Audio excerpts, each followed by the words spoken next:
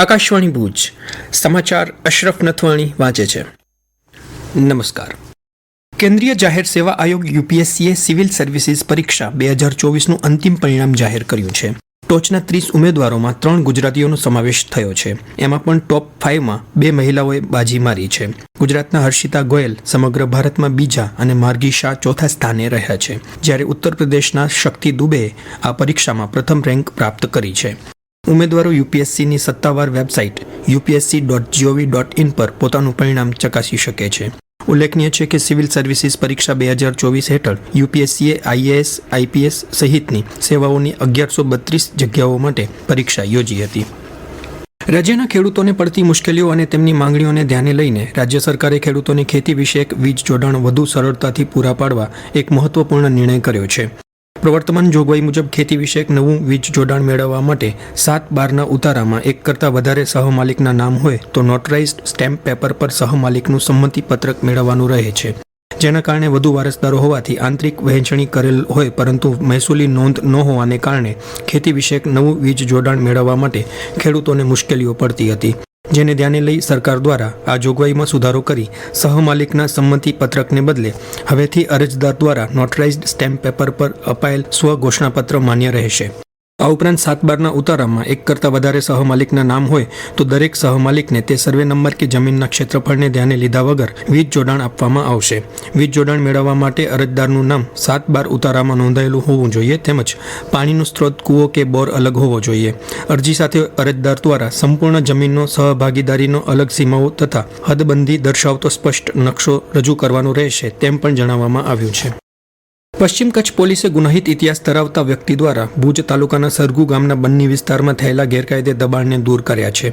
સત્તાવાર યાદી મુજબ આ વ્યક્તિએ જંગલ વિભાગ હસ્તકની જમીનમાં ગેરકાયદેસર રીતે મકાન અને વાડો બનાવ્યો હતો. પોલીસે આ તમામ દબાણ હટાવી અંદાજે 10 લાખ રૂપિયાની કિંમતની જમીન ખાલી કરાવી છે. આ વ્યક્તિ સામે કચ્છ, બનાસકાંઠા અને અમદાવાદ જિલ્લામાં 5થી વધુ છેતરપિંડીના ગુના દાખલ થયા છે. તંત્ર દ્વારા રાપર તાલુકાના ગાગોદર પોલીસ સ્ટેશનની નજીક ગાગોદર કાનમેર નેશનલ હાઈવે પર સરકારી જમીનમાં અનઅધિકૃત રીતે ઊભા કરવામાં આવેલા કુલ 7 દબાણો તોડી પાડવામાં આવ્યા હતા. આ દબાણ હટાવવાની કામગીરી દરમિયાન કુલ 8600 ચોરસ મીટર જમીન ખુલ્લી કરાવવામાં આવી હતી, જેમાં ગેરકાયદેસર રીતે ઊભી કરવામાં આવેલી હોટેલ, વ્યવસાયિક બાંધકામો, પાણીનો પ્લાન્ટ, ટાયર પંચરની દુકાનો વગેરે દૂર કરવામાં આવ્યા હતા. અબડાસા તાલુકામાં આવેલી પીએમ શ્રી જવાહર નવોદય વિદ્યાલય ડુમરા ખાતે 308 જેટલા વિદ્યાર્થીઓને નાગરિક સંરક્ષણની બેઝિક તાલીમ આપવામાં આવી હતી, જેમાં વિદ્યાર્થીઓને વિવિધ પ્રાકૃતિક અને માનવસર્જિત આપદાઓ સામે કઈ રીતે રક્ષણ પ્રાપ્ત કરવું તેની સમજ આપવામાં આવી હતી. મુખ્યત્વે આગથી રક્ષણ, આગના પ્રકારો અને આગને ઓલવવાની અલગ અલગ પદ્ધતિઓની પ્રાયોગિક તાલીમ આપવામાં આવી હતી. Federation of Kutch industries associations FOKIA દ્વારા વિવિધ સંસ્થાઓ અને કંપનીઓના કાર્યકરો માટે પ્રોજેક્ટ મેનેજમેન્ટ પર 3 દિવસીય વિશેષ તાલીમનું આયોજન ભુજ ખાતે કરવામાં આવ્યું હતું.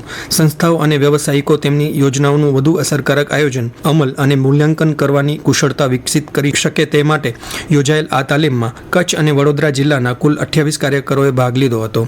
ઇરમા આણંદના પૂર્વ નિયામક હિતેશ ભટ્ટે વિવિધ સત્રોમાં આ તાલીમ આપી હતી.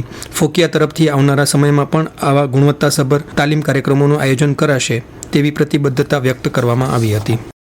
રણકાંધીએ આવેલા સોદરાણાના શહેનશાહ અને કોમી એકતાના પ્રતીક હાજીપીર બાબાનો મેળો આગામી 28 એપ્રિલથી શરૂ થવા જઈ રહ્યો છે. મેળા પૂર્વે સમગ્ર કચ્છ અને સૌરાષ્ટ્રથી મોટી સંખ્યામાં યાત્રિકો હાજીપીરની મજાર પર સલામી માટે ઉમટી રહ્યા છે. જિલ્લાના પ્રવેશદ્વાર સુરજબારીથી સામખિયાળી સુધીના ધોરીમાર્ગ પર સૌરાષ્ટ્રથી આવતા પદયાત્રિકોની સંખ્યા વધી રહી છે.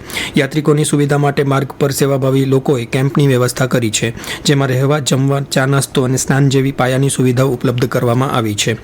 ઉલ્લેખનીય છે કે હાજીપીરના 3 દિવસીય મેળામાં કચ્છ ઉપરાંત સમગ્ર ગુજરાત અને મહારાષ્ટ્ર, મુંબઈથી લાખોની સંખ્યામાં શ્રદ્ધાળુઓ આવે છે. મેળાને ધ્યાનમાં રાખી જિલ્લા વહીવટીતંત્રે દેશલ પરથી હાજીપીર તરફના માર્ગે માલવાહક વાહનો પર પ્રતિબંધ મૂક્યો છે. નખત્રાણા માર્ગ અને મકાન વિભાગ દ્વારા હાલ રસ્તાનું સમારકામ યુદ્ધના ધોરણે ચાલી રહ્યું છે. ક્રિકેટ. આઈપીએલ T20 ક્રિકેટમાં આજે લખનૌમાં એકાના ક્રિકેટ સ્ટેડિયમમાં Lucknow super Giants Delhi Capitals સામે ટકરાશે. મેચ સાંજે 7:30 વાગે શરૂ થશે. પોઈન્ટ ટેબલમાં દિલ્હી હાલ બીજા સ્થાને છે, જ્યારે લખનૌ 5મા સ્થાને છે. જિલ્લા મથક ભુજના જ્યુબિલી ગ્રાઉન્ડમાં છેલ્લા 40 દિવસથી કચ્છ લોકસભા પરિવાર સાંસદ ક્રિકેટ ટુર્નામેન્ટમાં 3જા સંસ્કરણનું આયોજન ચાલી રહ્યું છે. આ સ્પર્ધામાં 520થી વધુ ટીમો ભાગ લઈ રહી છે, જેમાં મોટી સંખ્યામાં ક્રિકેટ પ્રેમીઓ હાજર રહી ખેલાડીઓનો ઉત્સાહ વધારી રહ્યા છે. આ સાથે સમાચાર બુલેટિન પૂરું થયું. નમસ્કાર.